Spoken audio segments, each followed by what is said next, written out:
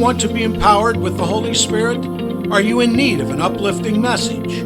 It's time for today's Uplift, encouraging words and biblical truths to help you find freedom in the Lord, Jesus Christ.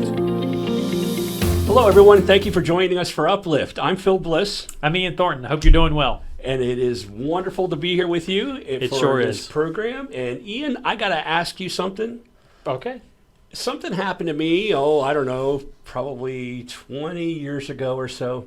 I'm just going to tell you a little story. Okay. I'm all ears. Okay, so I was working at Ormet when it was still open. Okay. Okay. And this guy that I was working with, we went to eat at a Chinese restaurant across the river in, what is it across the river from Hannibal? New Martinsville. So we went to eat at the Chinese restaurant in New Martinsville, and he pulls out his wallet and he goes, "Should I pay with this?" And he handed me a $20 bill. And as soon as I looked at it, I said, "No." Okay. And he said, "How did you know?" And I said, "I can tell it's fake, isn't it?" And he said, "Yeah, how did you know?" I said, "Well, really it was because you just pulled it out of your wallet and said, 'Should I pay for it with this?' And I knew you weren't going to pay, so I knew it had to be counterfeit." There you go. No, but actually the color was a little bit different. Oh, okay. I don't know how I picked up on that. Well, I know the Lord probably helped me to pick up on that. Yeah. But the color was just a little bit different, and that's how I knew. Okay. And sure enough, it was a counterfeit $20 bill. Now, he never told me where he got it. I'm not mentioning his name. I don't know what the statutes of limitations are on such a thing, but it was at least 20 years ago. But anyway, he kept it in his wallet, and he said he would never use it. Okay, and I don't know if he ever did or not. He eventually found another job, and I lost contact with him. Haven't talked to him for probably 19 years. Okay. But anyway, I got to thinking. I did a Bible time this past weekend on Saturday, and it was about counterfeits. And what Satan does is, because he's so angry with God because he wanted to be like God, he in a sense became a counterfeit. Yeah. And now he tries to steal everything that God does, and he tries to counterfeit everything that God does. And I tell you, we can think of just about anything in this world that is godly, and there's probably a counterfeit that goes with it. Yes. So I want to kind of pick up where we left off with Bible time, and I'm going to start in Genesis chapter 3. Okay. This was the verse that I used. It's verse 15. "And I will put enmity between you and the woman, and between your seed and her seed. He shall bruise your head, and you shall bruise his heel." So he was speaking to the serpent, saying that the seed of the woman and his seed, the serpent's seed, would be enemies of one another. And we know that that is the case, right? That the enemy that we often refer to as the enemy, we know, is Satan and his minions. And we as Christians are enemies of Satan. But what is really interesting is, and I'm not going to get into all the detail I got into on Bible time, but this story, basically God was saying here in the Garden of Eden after they had sinned that there's going to be a virgin birth. Right. Because the seed comes from man. But it was her seed that we were talking about here. And because of that, Satan took that story. He probably figured out what God was going to do. He took that story and he started planting that seed, so to speak, in other people's minds, getting them to make up stories. He created stories. And one of them is the story of Nimrod, who was the husband of Ishtar. And when Nimrod died, he became the sun god, and he impregnated Ishtar, a virgin birth, and the child was the reincarnation of Nimrod, known as Tammuz. Okay, and guess what day he was born? December 25th. Interesting. Yes. So, pagan religion picked up on this, and they celebrate the winter solstice and December 25th because of Tammuz, but it was fake. There's others in Norse religion. There's others in Hindi religion. All kinds of religions. There are stories of not only the virgin birth, but there are creation stories in these other religions as well. That's right. So Satan said, look, you think you defeated me? I'm going to get the world to believe that this was all made up, that you stole this idea of a virgin birth. The only problem is Jesus really was born of a virgin. Right. And died and rose again. That's right. So Satan loses, but so many people, I know an atheist friend, and that's the biggest hang-up he has, is that the virgin birth story is a stolen story, is what he tells me. Because Jesus was born after all these other ones came out. And I said, I don't care. Look at Genesis. God's the one who came up with the story. Yeah. And he said, oh, yeah, it's easy to say, but who wrote the book of Genesis? Moses. But anyway, I wanted to talk about counterfeits tonight because I really feel like God is telling me that in the days to come, and days could be years, we don't know when God says the days to come, we don't know how long he's talking. Right. But people are going to need to know the difference between counterfeit and real when it comes to God. Right. So it's like even with the FBI, when they start their training on counterfeit, then they have them study the real thing. The real thing. Right. Exactly. Right. Yeah. And so that and so with that, just as a point of encouragement, is, study the real thing.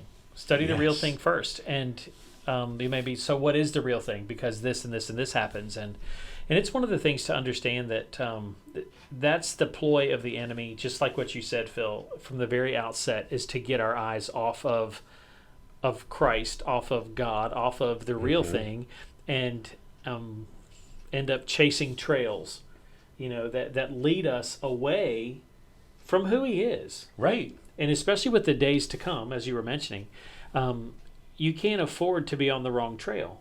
Right. You just can't. Yeah. Okay. I wanted to ask you, I was driving down here tonight to the studio, and I wanted to ask you, have you ever seen a counterfeit magnet? Have you ever heard of such a thing? A counterfeit magnet? I have not. There is no counterfeit magnet. You know why? Why? Because magnets always, they are created by God to always be the same way. There's positive and negative, and there's a magnetic north that is not changing. Oh, okay. Okay? So magnets, just like the magnetic north, a compass always points north. Now, I once said this to a surveyor, and he said, well, actually, it's about 3 degrees off. And like, okay, but it's still the same regardless, right? My point is that when God creates something, there is no counterfeiting it. You can try, but you cannot get it wrong. You cannot get it right. You cannot duplicate it. You cannot duplicate what God has created. Right. Okay? Right. Now, sure, someone will say, well, they cloned a sheep. Okay, but that God didn't create that cloned sheep. That's different. Okay, but my point is, when you want to deceive someone, you are just outside of the truth. If you can't duplicate the truth, the best way to deceive someone is be just outside of it. If I tell you, I give you a compass and I said, walk with this thing, there's no way I can make that thing point south. There's no way I can do it. It's always going to point to the north, well, to wherever the magnetic pole is, which I guess is just 3 degrees off of due north. Okay. I'm glad I know that now. Yeah. But what Satan does is he says, okay, here's a compass, but he says, this is really where you want to go, and he comes like a degree or 2 off of magnetic north. He says, that's really magnetic north. So he gets you to get close to it, but you're not hitting it. You're hitting just outside of it. Right. So Satan will get very close in all of his counterfeits. They'll look real. Yeah. They will seem real, but they are not real. No, and it's up to us to understand and to know the difference. And Right. and not that God leaves us all alone and it's just up to us to figure it out. Right. But in our relationship with him, it's for us to listen to his voice, to see and understand what he's communicating to us in those situations so that we can see the differences. And you, just like what you said, Satan gets awfully close because even if it's partial truth, then that's going to help move us off of true north Right. and be 3 degrees off. Right. Just anything that it'll take. And so it's like even in, if I can jump into Exodus. Please do. Okay, Exodus chapter 7. And that's where Moses is gone into Pharaoh, and Moses and Aaron, and they're talking to Pharaoh about letting my people go. And so God uses Moses and Aaron to put him on display and to show his power. And so at one point in particularly, Aaron threw his rod down and it turned into a snake. Mm-hmm. Okay? Right. So Pharaoh saw that and he's like, oh, impressive. Magicians? So he calls his own magicians in and he said, they see what has happened, what's transpired. And so they throw their staffs down and they become snakes. Right. Aaron's staff, God's creation, Right. and God's power ate the rest of their other staffs and the snakes, Right. showing the dominance. Right. But did they do the same things? At points. Yeah. It was a similar thing, and this was a test of the powers, Right. so to say. Right. So God and Satan are going at it, and God's like, "No, I'm just going to take this," and his snake eats everything, and so it's one of the things for us to understand that there's similarities that the enemy will use of looking like counterfeiting God, Right. but we need to understand that God is all powerful. I was talking to a guy tonight, and we were talking about salvation, and so we ended up in John chapter 10. It's talking about when Jesus says, "I put you in my hands, and I have put you in the palm of my hands." And the Father, who is greater than all, is what Jesus said in John chapter 10. The Father, who is greater than all, puts his hands Okay. over. Basically, it's like if I put my hands out and I'm Jesus' hands and you put your hands over top of mine, that's God, because God is stronger than all and more powerful than all and overall, and so he holds everything. Right. He holds everything, and that's what we need to get through our minds. He holds everything. He is more powerful than all. He is more powerful than anything that the demonic world can come up with, anything that Satan can tempt you to turn from. He can't be God. Right. He can attempt to replicate some things and get us off course, but he cannot Right. be Right. God.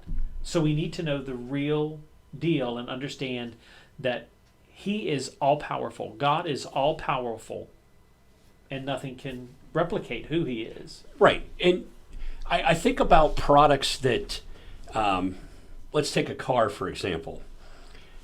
You grew up in the 80s. You know what a DeLorean is. Come on, son. If Yes. someone tried to duplicate a DeLorean, you couldn't do it. No. You can come very close, but you couldn't duplicate that. Right. Even if you tried to put a flux capacitor on it to make it go. Well, or two, it's like and I know, we've all seen them. It's like those guys that take vans and turn them into pickup trucks. Yes, yes. Good example. It works. I'm sure it works, but it's not a truck. Right. It's not. It isn't. And it's like that with any kind of product. Every time somebody comes up with a great product, somebody tries to duplicate it. Yes. And imitation is the greatest form of flattery, but there's a reason why the brand costs a little bit more than the generic. Right. Okay? And it's because you're getting better quality. It's the same thing with God. When you have the real thing, you don't need the imitation. In fact, the imitation's not going to get you where God's going to get you. That's right.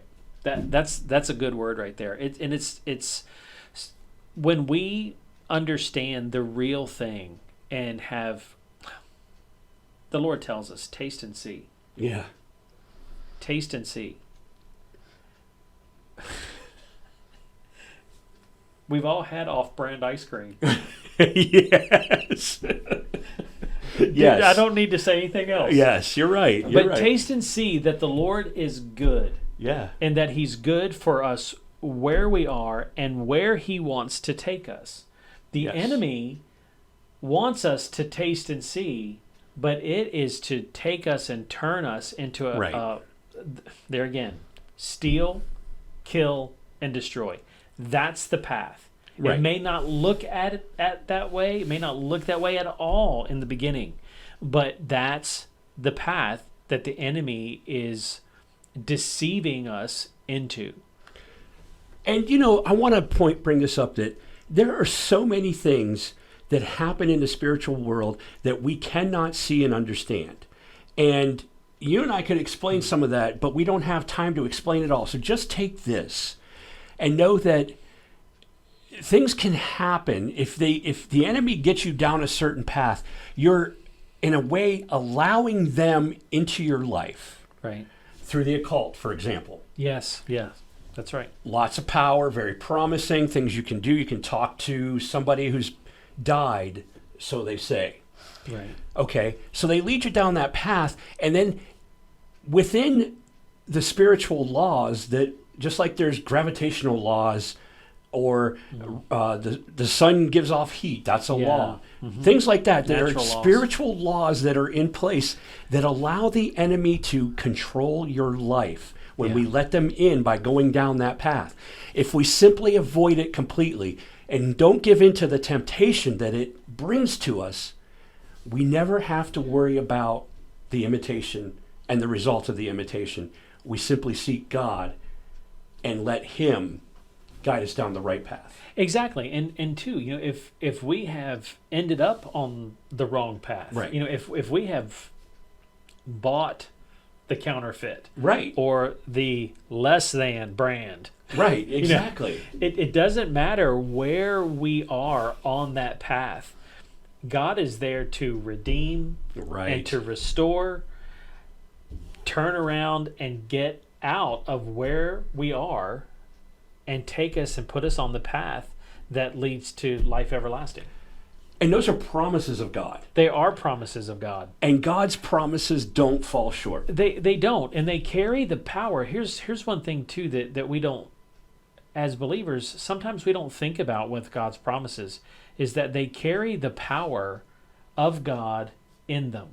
Yes. Not our power. Right. It really is.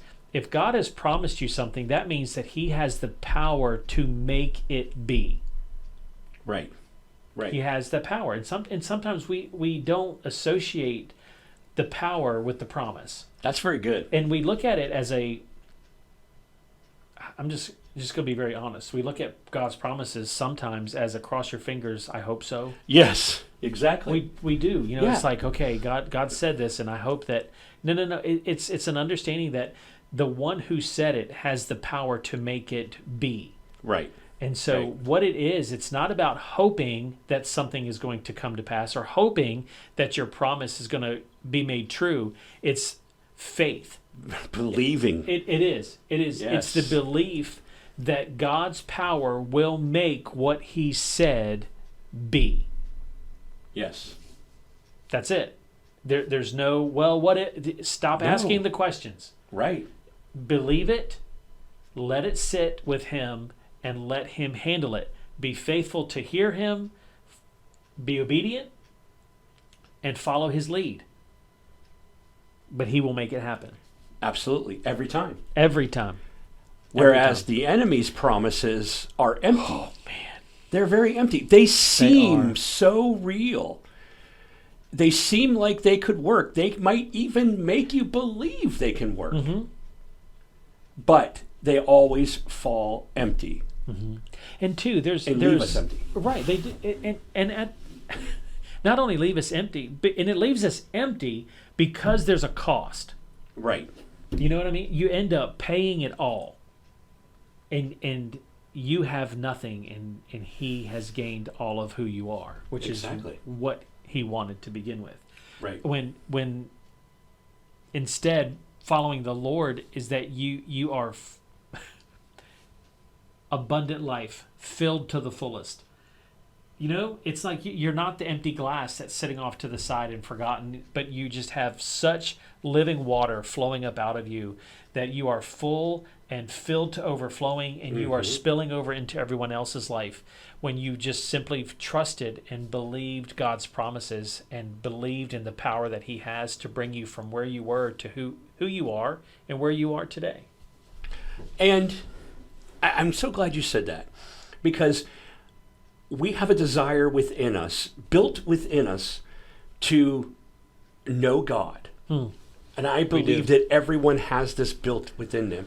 So what the enemy does is they take that, knowing you have that, and they try to show you this is God. This is where you find God. You find it in the occult. You find it in witchcraft. You have power just like God. Right. But like you said, it leaves you empty because there's a cost to that. There's only one God and only one source of God. And that's him directly. Go to him directly and find all that you're looking for. Yeah, there are answers for everything. Yes. He does. He holds them all. And we get caught in that where you have power, what you were just talking about. Yeah. You know, we get caught in that, and I've been involved with many discussions about, well, there's also, it's not just black magic, Ian. You know, there's white magic too. Okay. Like a color code makes it okay. Just like a white lie, right? Right? You know, we try to define the righteousness by colors. Yes. You know, whether it has Yes. righteousness, white, or it doesn't, black, so, you know, it must be okay. And it's just like, no. You know, that's just another way that the enemy is striving to make things palatable. Things where we can, we can accept just a little white lie. You know, it's not going to be, you know, or, you know, but, you know, white magic, you know, there's good magic. There's good magic and bad magic. No, there's not. Okay. No. You know, it's like, you know, there's a key word in both of those. It's called magic. Right, You know, right, exactly. But we are tempted to move down those paths because we want to have some type of control. Innately in our nature, in our sin nature, we just desire to have some type of control. There's got to be something that I can do that's going to redirect, fix, right? Exactly.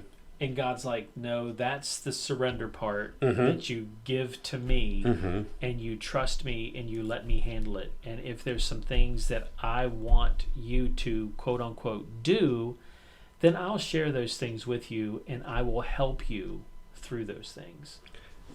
Right. You know, we could talk probably for another hour about this topic. Oh my, yes.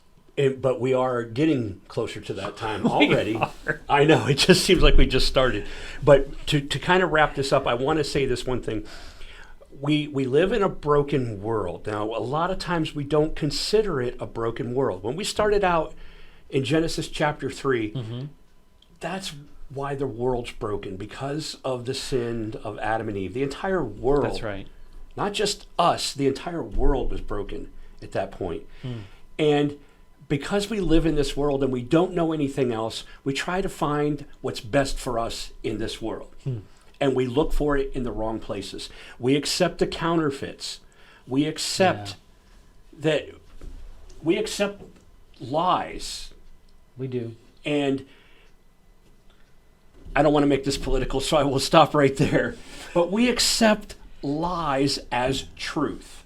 Yes. And we need to take this, the Holy Bible, and we need to read and understand this as the truth, because this is what God has given us as a way to understand what the truth is, not just about Jesus, but about everything that he has given us. Yes. And without that, when we listen to the lies, we are not getting the truth. So take everything that you hear and weigh it against this standard. That's right. The Bible. Weigh it against the Bible, and you will see what is truth and what is not. Especially if you surrender and allow the Holy Spirit to come in and work in your life to guide you in all truth, because that's what the Bible tells us he does. Exactly. It's one of those things too, and people, when they seek the truth, oftentimes there's no foundation in it. Right. And that's what the scriptures give us. That's what the Holy Bible gives us is a foundation by which to live by, to understand God's heart. It is our guidebook, and the things that the Lord whispers in your heart or in your ear, the thoughts that come across your mind that you believe is God, and that Rhema word, take it to the Logos, the written word. Yeah. And say, okay, so this is what I believe that the Lord shared with me, and find that principle, that teaching, the truth that has been written and put in the scriptures, and that will keep you on course every time. It is every time. You may have to be patient. Yeah. And you may, right? Yeah. And you may have to be patient. You may have to wait, and God will reveal and share things with you. But even along that journey, God is teaching you and sharing things with you that will be for your today and for days to come. Right. We say this every week, and I want to say it again. If you need help, if you need prayer, if you need anything we talked about tonight that you've been involved in, you want to get out of it, you don't know how, anything that you're wondering, is this a lie, is this truth? If there's anything that either one of us, Ian or I, can do, please let us know.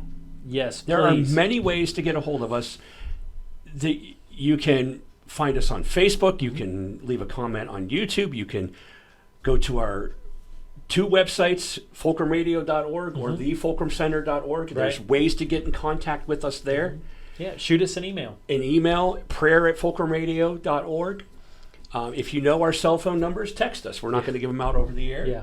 But get in touch with us. Yes. Because I'm going to tell you that those few who have, and this is not boasting in any way. It's just work of what the Lord's doing. It's what the Lord's doing through us. And we want to help you find the Lord and know the Lord better. And he wants you to know him better. And he's using us. So reach out to us. Yeah. Those who have seen results. I can't promise. It's all up to God how he works. Yeah. But you're not going to know until you try. Yeah, just reach out and talk to us, and we will excitedly get back with you, talk with you. But more than anything else is just to see, what does God want to do, and how does he want to step into the situation and show himself powerful and strong, and how much he loves you and how much he cares about you. And we'll just be able to do that and take that journey together. It is a journey. It is. It is. And it really is. It's a process.